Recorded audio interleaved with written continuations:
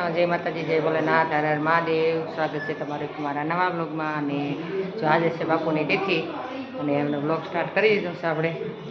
એ બધા જો મહેમાન આવી ગયા છે, બધી રસોઈ બની ગઈ છે. આજે થોડુંક મોડું થઈ ગયું હતું રસોઈમાં ને એમ હતા એટલે અમે આવી ગયા દર્શન કરવા મંદિરે. અને હજી બધા તૈયાર થાય છે ને વાલે છે. 11 વાગ્યા છે. હવે થાળી ધરશું આગળ બાપુને અને અહીંયા છે માતાજીનો રૂમ. ધીમે ધીમે મહેમાન આવે છે, ઘણા બપોર પછી આવે. અને ઓલી બાજુ છે બાપુ.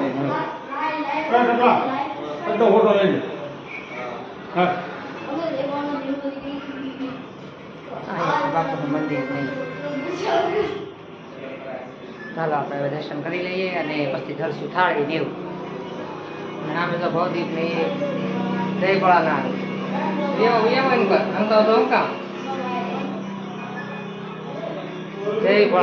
જય ભોળાનાથ. કેમ થઈ ગયા રેડી તૈયાર? સામે ભવદીપ દેવ બ્લોગ બનાવે છે. ચાલો પછી આગળ થાળી ધરશું અને બાપુનું દર્શન કરવા આવ્યા છે.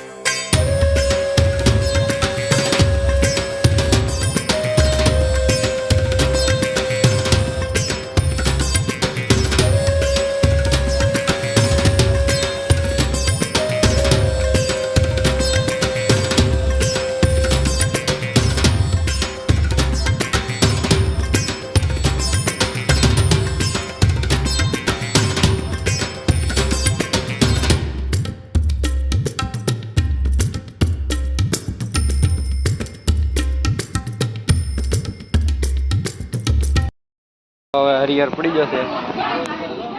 જમવાની બધી વસ્તુ આપણે ગોઠવીએ.